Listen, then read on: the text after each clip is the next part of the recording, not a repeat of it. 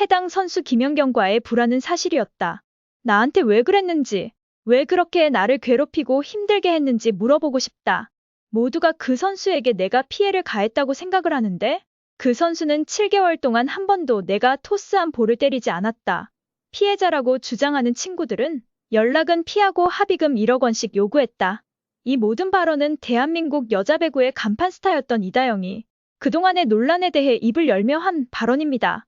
이다영은 최근 프랑스의 볼레로 르카네와 계약을 하며 팀에 합류하기 위한 출국길에 자진해서 취재진들과 만난 자리였습니다. 당시 이다영이 자신의 SNS에서 지목한 팀 내 불화설의 주인공이 김연경이라는 것이 밝혀졌고 이후 김연경은 누구의 탓도 하지 않고 소신 발언을 하며 김연경다운 솔직한 대응으로 여론의 공감을 얻은 바 있습니다. 김연경은 팀의 주장으로서 자신의 생각을 전하는 인터뷰에서는 솔직함이 가장 중요한 것 같다. 지금 이 사람이 잘못된 행동을 하고 있고 팀원들한테는 피해를 주는 행동을 하고 있는데 그 선수한테 넌 잘하고 있어라고 얘기하는 것보다 너 지금 잘못하고 있는 것 같다. 지금 너 때문에 팀 분위기도 안 좋고 너 때문에 안 좋은 에너지들이 생긴다라고 정확하게 표현해주는 게 좋다고 생각한다고 말하였고 이다영의 저격에 대한 뼈있는 소신 발언을 하기도 하였습니다.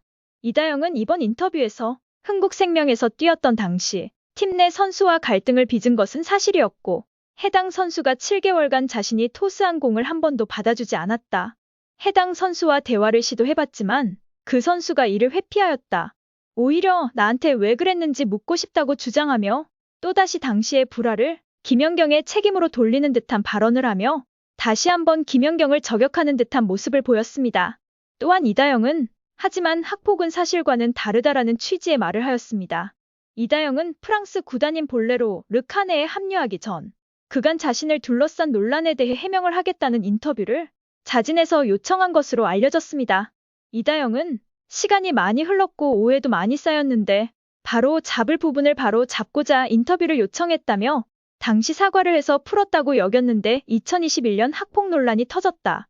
해당 친구에게 사과를 하려고 연락을 했지만 친구가 연락을 피했고 합의금을 1억 원씩 요구해 속상한 상황이라고 하였습니다.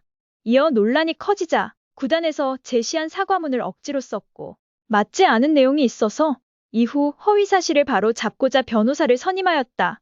함께 학폭을 저지른 것으로 알려진 언니 이재영은 사건과 무관하다고 주장했고 중학교 2학년 당시 이재영은 그 자리에 있지도 않았다. 자신 때문에 아무 잘못 없는 이재영까지 배구를 못하게 됐다며 미안해하기도 하였습니다. 하지만 이 같은 발언은 피해자들이 이다영의 사과보다 돈에 관심을 두고 있다는 점을 부각시키려는 의도로 풀이되었고 신중하지 못한 발언으로 인해 논란의 불씨만을 더 키운 상황이 되어버렸는데요.